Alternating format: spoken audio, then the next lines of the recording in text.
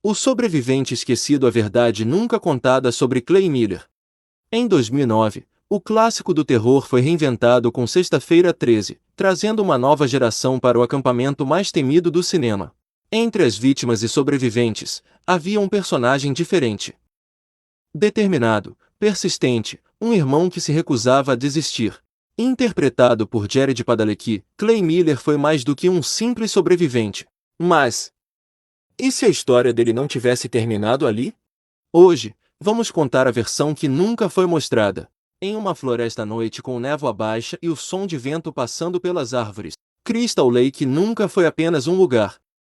Foi um aviso. Um ciclo. Uma ferida que nunca fechou.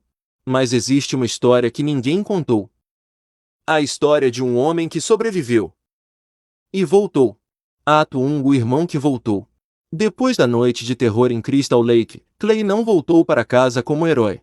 Ele voltou, diferente. Não era só trauma. Era obsessão. Enquanto as autoridades declaravam o caso encerrado, Clay sabia que algo estava errado.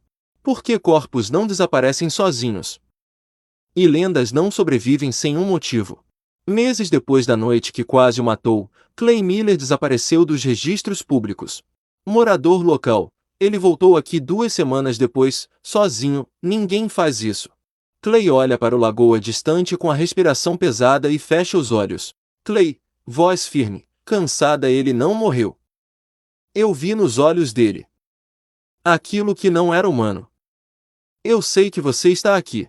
Ato 2. A investigação proibida. Em uma biblioteca antiga, Clay está folheando jornais velhos. O que Clay descobriu não estava nos filmes, nem nas notícias. Clay começa a investigar os registros antigos do acampamento. Clay gravando em fita cassete. Isso começou antes. Muito antes. Ele não mata por ódio. Ele protege algo. Ele acha um mapa antigo do terreno com marcações circuladas e a área central do lago destacada. Ele descobre arquivos apagados. Desaparecimentos antes mesmo da história oficial.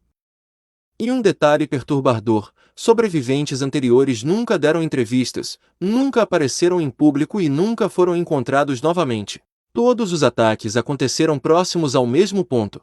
Clay invade o antigo terreno de Crystal Lake durante o inverno. O lago está congelado, silêncio absoluto, e ele encontra algo enterrado na neve: uma máscara. Não a máscara conhecida, mas uma versão antiga e queimada. Ato 3. O segredo sob a água. Clay descobre um padrão. Jason não caça aleatoriamente, ele protege o território, o lago, como se estivesse cumprindo uma função. Como um guardião distorcido. Clay começa a questionar. E se o mal ali não for apenas Jason? E se houver algo no lago? Algo mais antigo. Clay caminha pelo lago congelado, som de gelo estalando. Ele prefere o gelo com uma barra de ferro. A câmera foca na água escura e algo se move lá embaixo, muito grande e muito lento. Clay recua. Clay, sussurrando, não é só ele. Clay percebeu algo que ninguém havia considerado. Jason não era a origem. Era o guardião.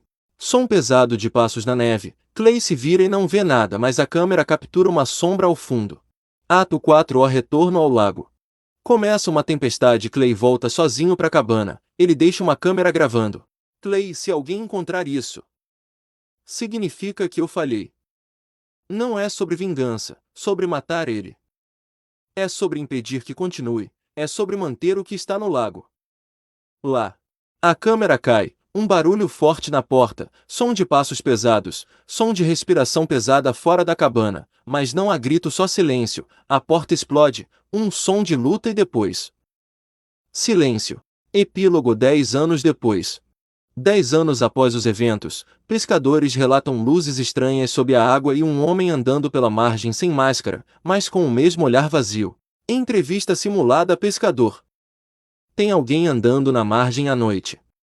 Não usa máscara. Um homem alto caminha na neblina sem máscara, mas com o mesmo andar pesado. A câmera se aproxima lentamente, o homem para e vira parcialmente o rosto.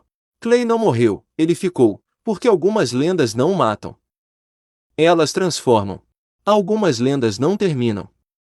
Elas apenas trocam de guardião.